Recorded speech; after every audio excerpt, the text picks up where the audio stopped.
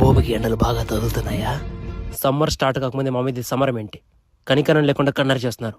మేము పోయేలా ఉన్నాం. ఒక జీవిని ఇంకొక జీవి చంపడం తప్పేం కాదు, అది నేచర్ సైకిల్.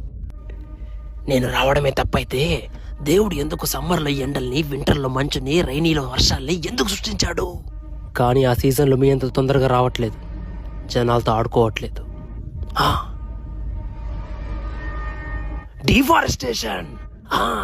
ఎక్కడికక్కడ చెట్లు నరికి ఇల్లు, ఫ్యాక్టరీలు కడుతున్నారు కదా. సంవత్సరానికి ఒకసారి నీళ్లు పోయకుండా ఒక చెట్టు నాటి ఇన్స్టాగ్రామ్ లో, ఫేస్బుక్ లో సేవ్ ప్లాంట్స్ అని ఒక పోస్ట్ పెడితే గ్లోబల్ వార్మింగ్ తగ్గిపోతా? ఎర్ర చెట్టు నరికితే శిక్ష, మామూలు చెట్టు నరికితే శిక్ష లేదు. ఏ ఎర్ర చందనం తక్కువగా ఉన్నాయి, మామూలు చెట్లు ఎక్కువగా ఉన్నాయనా? ఎక్కువగా ఉండడం మామూలు చెట్లు చేసిన తప్ప? ఈ భూమి మీద మామూలు చెట్ల కంటే ఎక్కువగా మనుషులున్నారు, వాళ్ళని చంపితే తప్పేంటి? లక్షల సంవత్సరాల కింద ఒకరిని ఎండకి చంపేస్తే మిగతా వాళ్ళందరూ ఇంట్లోకి వెళ్ళి ఫిసన్ కర్రలు తయారు చేసుకున్నారు.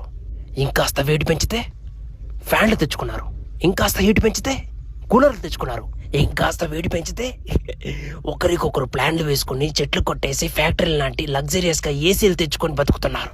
ఇంత నాగరికతకి కారణం ఏంటి? వేడి. అది పుట్టించింది ఎవరు? మేము. కానీ వేడి అంటే ఏంటో మాకు తెలీదు.